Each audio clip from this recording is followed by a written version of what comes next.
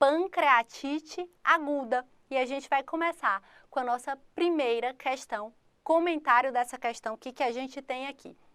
As duas principais causas de pancreatite aguda. Pessoal, questão simples, mas de extrema importância, porque praticamente todo ano caem várias questões que cobram esse conhecimento. Então, é aquela questão que você vai encontrar na tua prova e que vai te ajudar, porque você vai ganhar a questão e vai ganhar tempo.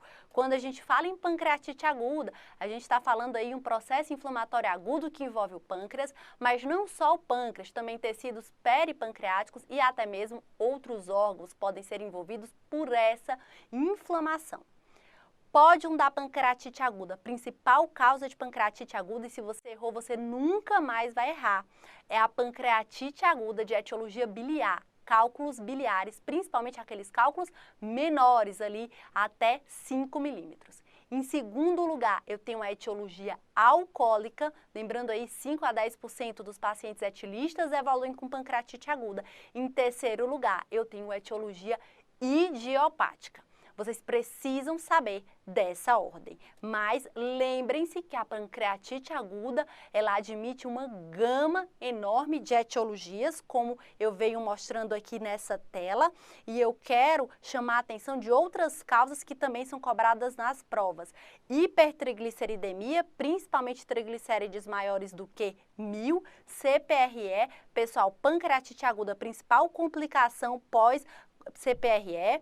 Tenho que lembrar, pessoal, também de hipercalcemia, importante causa metabólica de pancreatite aguda. Essas três causas aqui também costumam ser abordadas nas provas e eu aproveitei aqui para relembrá-los, ok? Então, o nosso gabarito, pessoal, a alternativa C, litíase biliar e álcool, ok?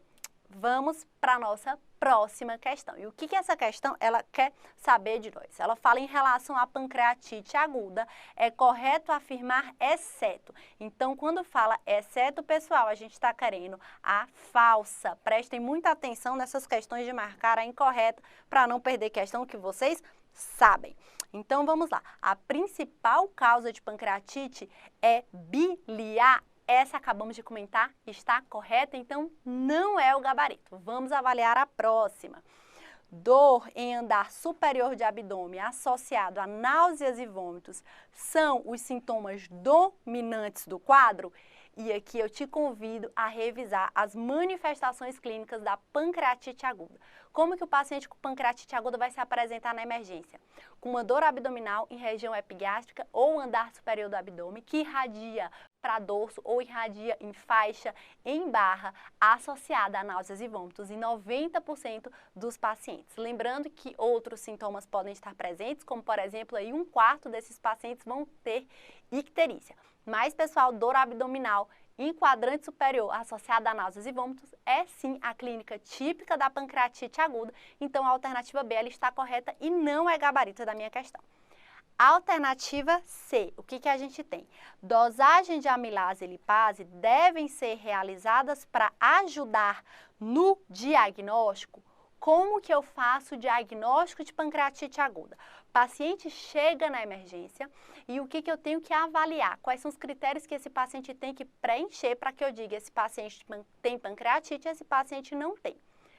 Pessoal, o paciente ele tem que perfazer 2 dos seguintes 3 critérios. E que critérios são esses? O primeiro critério é o critério clínico, que é aquela manifestação clínica típica que a gente já viu, dor abdominal no andar superior associada a náuseas e vômitos. O segundo critério é o critério laboratorial, aumento de amilase e ou lipase acima de 3 vezes o limite superior da normalidade. Então, dosagem de amilase e lipase é muito importante para o diagnóstico, sim.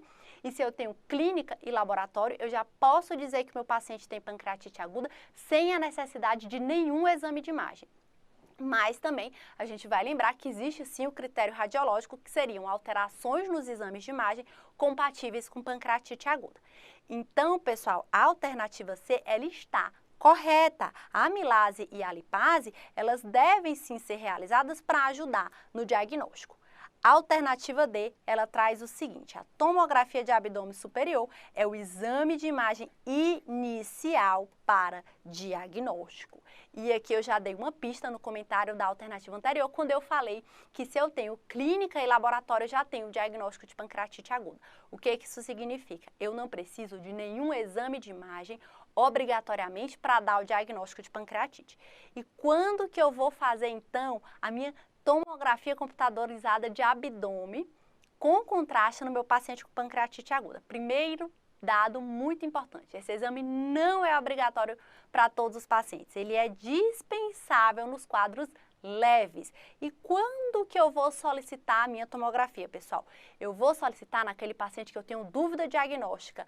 Eu, avaliando a clínica e os exames laboratoriais, eu ainda não tenho certeza, não consigo fechar a pancreatite aguda para esse doente. Eu penso em outras hipóteses, então eu posso e devo fazer a tomografia ainda na urgência, pensando em outros diagnósticos. Para ver complicação, pessoal, o ideal é que esse exame seja feito após 72 a 96 horas do início dos sintomas. Por quê? Esse é o período no qual a necrose pancreática está melhor estabelecida. Então, tenho como avaliar melhor a extensão da minha doença após 72 horas, certo? E não obrigatório aí na urgência. E também é um exame que tem importância prognóstica, já que a gente sabe que existem critérios que levam em conta os achados tomográficos. Por isso, pessoal, que a alternativa D, ela está incorreta e é o gabarito da questão, porque observem essa alternativa, ela fala que a tomografia é exame de imagem inicial para diagnóstico. Eu não preciso fazer esse exame para dar o diagnóstico, eu posso até fazer se eu tiver em dúvida, mas ele não é obrigatório para todo mundo. Na alternativa E, eu tenho que cerca de 85 a 90% dos casos são pancreatites leves com boa evolução. E essa alternativa, ela também está correta, apenas para lembrá-los aí do Simpósio Internacional de Pancreatite Aguda que aconteceu em Atlanta no ano de 1992 e que foi revisado em 2012. E segundo esse simpósio, a pancreatite aguda, ela foi dividida em 2 subtipos.